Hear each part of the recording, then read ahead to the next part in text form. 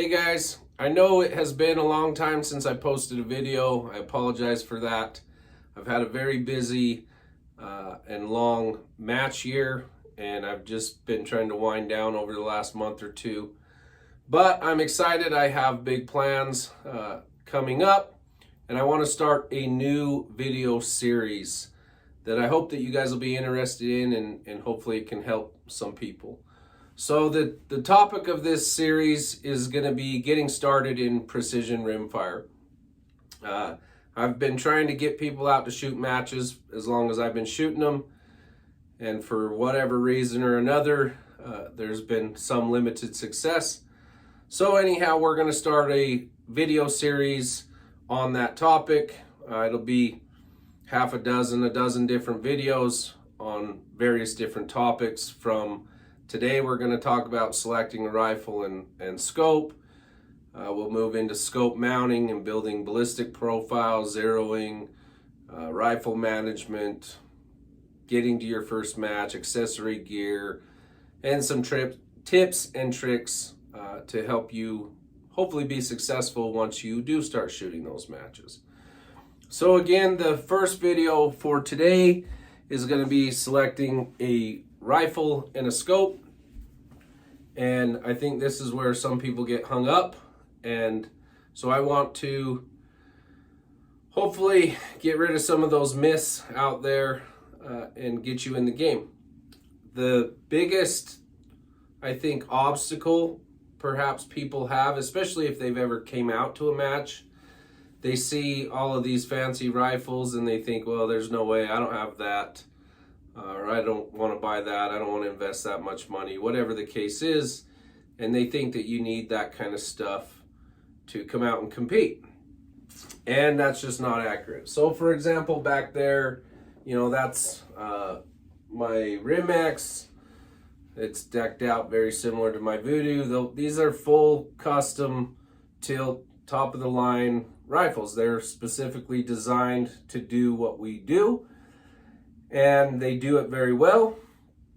But it's not something that you need. It's certainly something that most of us all worked up to. And if you have the means and desire to jump in head first and grab yourself a Voodoo or a Rimex or something of that nature, then I'm not going to tell you no. But I am going to tell you, you don't need that stuff to get started. And really, it's not going to buy you the kind of points that you think it will. Will it be helpful? Yes. Is it better to shoot a quality precision rifle? Yes, it is. But the factory offerings that are out nowadays are more than accurate enough and certainly more than capable of getting the job done. So let's talk about a couple of different series. If you guys have been paying attention, you know I shoot precision rifle and I shoot various different disciplines: air guns, rimfire, centerfire, hunter series, so on and so forth. This is specifically going to be tailored to the rimfire, and wherever you're watching, you may have different options, but here in the States, and specifically in Utah, we have a couple of main players in that category, and that's the National Rifle League and the Precision Rifle Series. Both of those offer a rimfire series, and that's what we're going to kind of be tailoring these videos towards. It's all tactical precision rifle style. So you're going to see similar things whether you go to a match here or, across the country or perhaps even worldwide. Some of the other series out in the US are gaining some steam. They got the Pro Series and the Mars Series and such. There's definitely opportunities to shoot rimfire matches. As far as I'm concerned, it doesn't matter to me what banner's hanging on the front gate. I just want to go out and shoot matches. So this topic and these ideas should be transferable to whatever you have available. I do encourage at some point you get involved in whatever organization it is that you decide to support. I tend to support most of them, if not all. because this is a community effort, and without us giving into the kitty, there's not match directors out there and people to run the behind the scenes logistics. So I recommend you give to whatever it is in your area, whatever suits your fancy. Moving on. So again, top of the line, custom stuff. It's very nice, but it's not what you need. This right here is the first rifle I ever started shooting with. This is a Savage something. I don't recall. It's relatively inexpensive. It's not the best thing for this sport, but I shot it for a little while and I had some measure of success with it. Another example, let me not drop that, hopefully. This here is kind of the next step up, so to speak.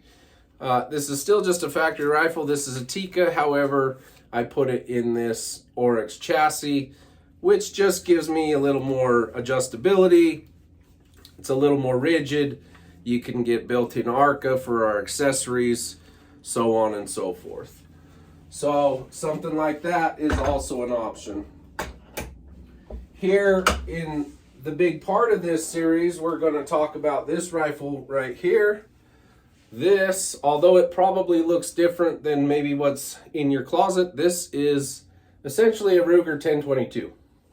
Now, this is a kid and it's tricked out and it's sitting in a chassis and so on and so forth.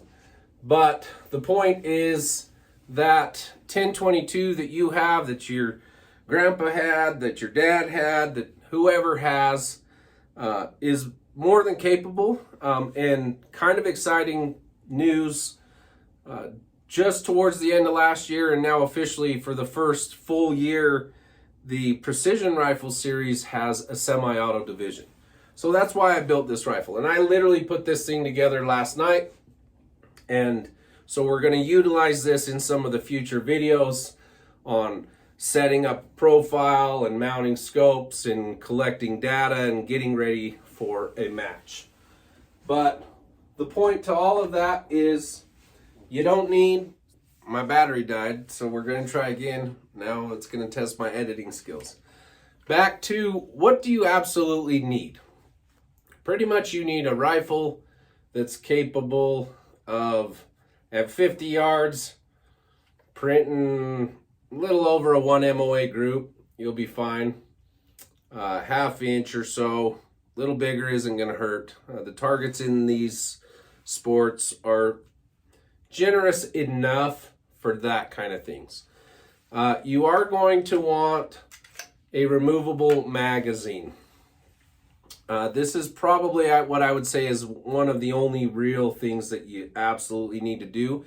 Safety is a big key, and that's one way that we ensure that the rifles are safe, is removable magazines. So if you have one of those old tube fed, that's not going to work for you. So something with a removable magazine is going to be required and certainly helpful and beneficial. Preferably you have something with 10 round mags and you have a couple of them, but you can make do with otherwise. Some kind of optic is going to be helpful. We'll go through optics here in just a second. And basically that's it, at least to get started and get to your first match. If you have a rifle and an optic, I'd say that's pretty much all you need. Now, in future videos, we're going to talk about some of the accessory gear that will be helpful, some of which I think you should buy right away, some of which I don't think you should buy, certainly until you've shot a few matches and you kind of know what you're really after. But a rifle that's capable of shooting 1 MOA or slightly worse, you know, at 50 yards, some kind of dialable optic, which we'll get into a little bit more in detail. So optics. Again, you don't need the nicest stuff out here. This is the Burris. I picked it up on a prize table. It's more than capable. And we're going to go through some of the features that are important that you need to have for yours. So it really doesn't matter. This, again, if you have something sitting in your closet, throw it on your rifle and come out and shoot. A couple of things that are not 100% necessary, but absolutely helpful, is external dialable turrets. So we're shooting a lot of targets at various different distances, and we want to be able to dial our dope in between those engagements. So a dialable optic, both windage and elevation. A lot of guys don't dial wind. I do tend to like to dial wind, but some kind of optic with external dialable turrets. Zoom isn't a big deal. The average zoom in a rimfire match that I run my scope on is probably 12, 13 power, maybe 14 power. So if you have something that is capable of that, then that's fine. You know, some of these optics, this is an Arkin. Again, I've grabbed this off of a price table. These are relatively inexpensive. I don't know, a few $100s. This happens to be a 5 to 25. That's more than adequate. If you have a 3 to 18 little vortex sitting on something, that's more than adequate. Even this is a little, this is a Night Force 2.5 to 20. More than adequate, right? So whatever scope you have, grab it and it will work. You don't have to go nuts. You can, up there, you can't see it, but up there, I have a little, one of the most inexpensive vortexes. I think it's a Diamondback. Is the glass great? No. Will it be more than sufficient for your rimfire matches? Yes. If you already have it, then run it. If you were going to go out and invest some money to this sport, would I go out and invest it in a Vortex Diamondback? Probably not. But if that's what your budget work level is at, then so be it, and grab the best optic that you can.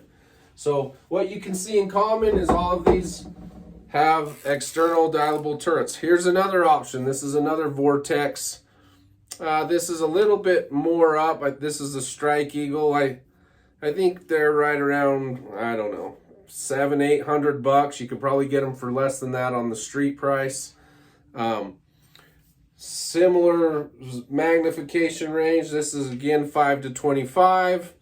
It has parallax down. That's a big one for the rimfire. So this parallax is down to 15 yards. I think the Night Forces go about to that. They might only go down to like 20 yards. I can't recall. This is a PST. Viper goes down to 25 yards. So something that parallaxes in so that we can see those close targets is going to be something that you want. You start getting up into some nicer stuff. This is an Element Theos. This is a fantastic scope. It's got really good glass, but all the same kind of features, right? Dialable turrets, some kind of zoom range. This happens to be, so this is one of the higher magnification scopes I have. This is a 6 to 36. I don't ever go up to 36, but it's nice to have it, you know, when you're zeroing your rifle or you got those really fine targets.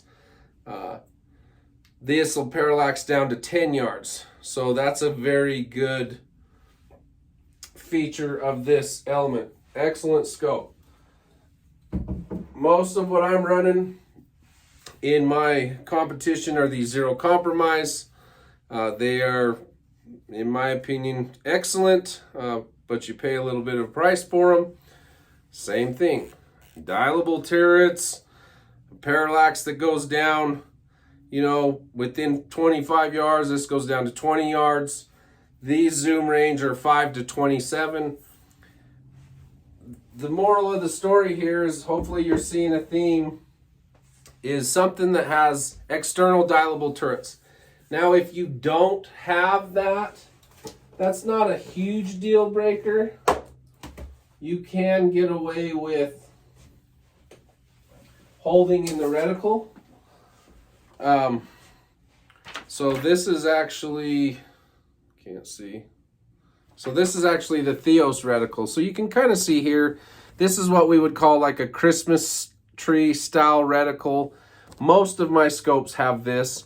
So if you didn't have external dialable, you could hold over for a lot of those engagements. And in some situations, you're forced to because of the course of fire.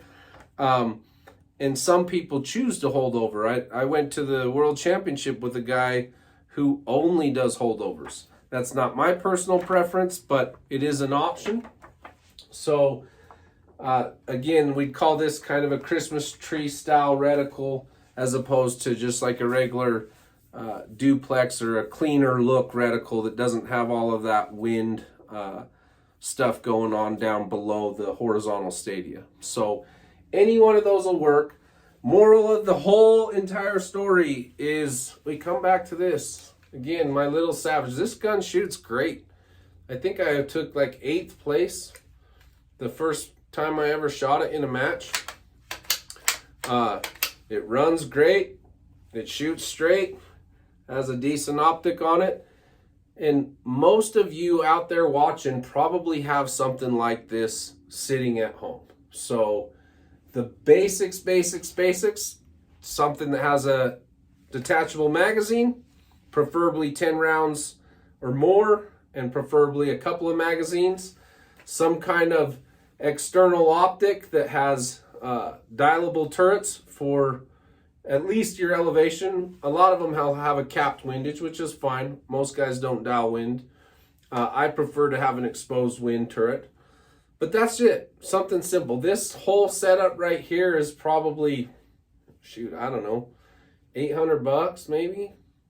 I don't remember. It's been a long time since I bought this rifle. I would guess it's $400 or $500, and that optic's probably, you know, same, $300 or $400, maybe even less. So for a relatively inexpensive investment, you can get into it. More than likely, you probably already have something sitting in your closet that will work. If you have the means and methods and you want to go nuts, by all means, you know, get you a nice, you know, Voodoo or a Rim-X or whatever you want. The sky's the limit. Bergara, you know, Anschutz, I have most of them. You can go as nuts as you want to do. So you don't need them. Those are the basics that you do need on a rifle and a scope.